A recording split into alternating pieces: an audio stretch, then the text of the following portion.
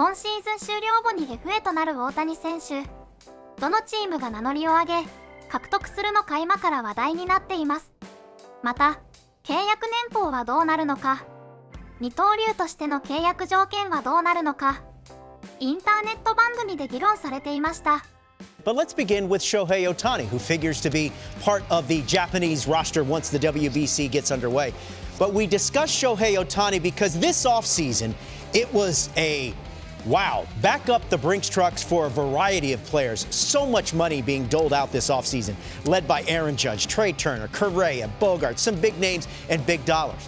This time next year, what kind of figure, what kind of contract will we be talking about as it pertains to Shohei Ohtani? Because he is expected to test the free agent waters after the 2023 season. He's currently 28 years old, turns 29 in July, and obviously he is a transcendent type player. And you take a look at now, the largest contracts by total value in history. Garrett Cole, Bay, 9 years, $324 million. Mike Trout, 12 years, $426.5 million. Ohtani's teammate. So that's the context. That's a little bit of a primer as we discuss this here. And Dan O'Dad, our general manager here, I never had this kind of money, Robert. I think what are we looking at here numbers-wise? Well, for me, I'm going to throw out some concepts to you that are a little different. Shohei's not a baseball player.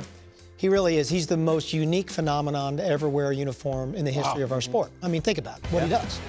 And so I do think, are we getting at a point in time when you start talking about $500 million plus as a starting point for this kind of contract? Do players actually begin to look at becoming equity stakeholders in major league teams in a chosen team that they play for?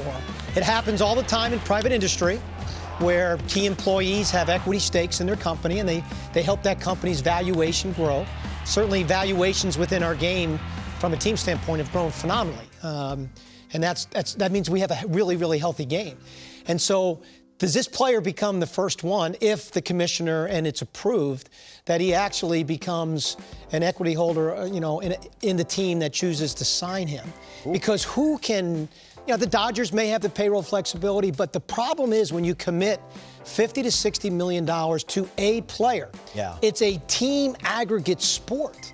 You need other great players to be around that player. Good point. To have an opportunity to win championships year in, year out. He's going to want to win a championship. And if you carve that much out for one player within your payroll, no matter what your payroll is, at some point in time, it begins to compromise your ability to create a great team around him. The other point is, you sell advertising on uniforms.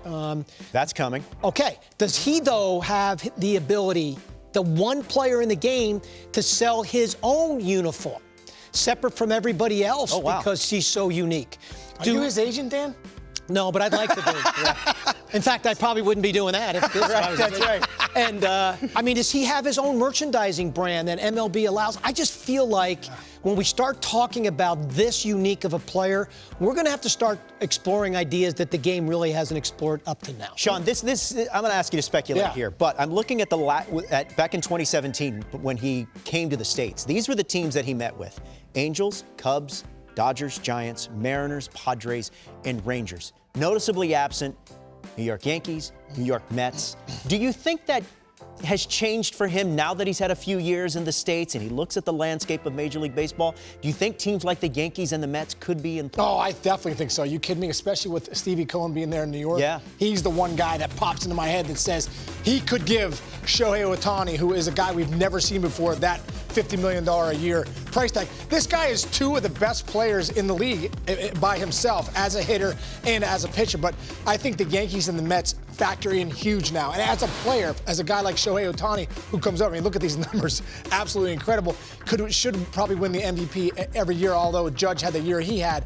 But when you are a player and you come over and you start to see the landscape of what New York City is and what they could bring to the table for Shohei Ohtani and the star, the international star that he is, I think now the Mets and the Yankees are no doubt going to be in the bidding war for big money for Ohtani. I think you got to add the Cubs in there. Yeah. I think really Toronto Blue Jays, That's San true. Francisco Giants, Seattle Mariners.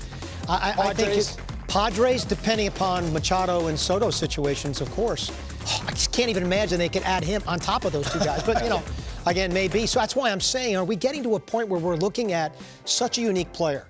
And then the contract discussions about how you structure a deal with him if he stops being an elite pitcher. Well, that's what I was going to ask you, Dan. Does it change the calculus? Because, as I said, he's 28. He'll turn 29 in July.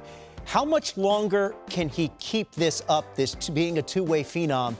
At this rate, how much longer can he keep this up, and how does that affect how the contract is structured? Yeah, Robert, his representatives are going to argue, look at Verlander and Scherzer.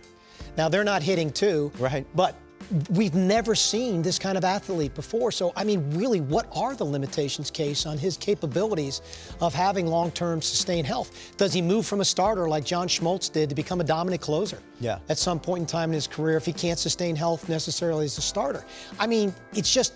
I don't know how you do a contract, Robert. It'll be the most talked about issue throughout the course of the season, throughout the entire offseason. And if I'm Anaheim, if I'm not in it and I don't think I can bring him back, I mean, I'm starting to have discussions early on. For me, the first 2 months of that season this year for the Angels is going to mean so much, because if they want to get value for him, they can't wait till the 31st trade. They got to move up that thought process in their mind. Yeah, that's a very good point. 様々な球団の名が挙げられていましたが、やはり資産家のスティーブ・コーエン氏が率いるメッツも有力のようです。贅沢税をいとわぬ資金力でどのぐらいの条件を出してくるのか見ものです。議論の中でおっしゃってた、一人の選手に資金が集中してしまうと他の選手へ与える資金が減ってしまい、総合的なチーム力が損なわれてしまうとの指摘も、これから大きく議論される問題なのかもしれません。二刀流の条件、今後どちらかができなくなった場合の契約についても、議論されていた通り定義するのは難しそうですが、そういった条件も契約に盛り込まれるのでしょうか。二刀流の大型契約は前例がないため、大谷選手のための新しい契約基準も作り出すのでしょう。2023年シーズンはプレーも契約面も楽しみですね。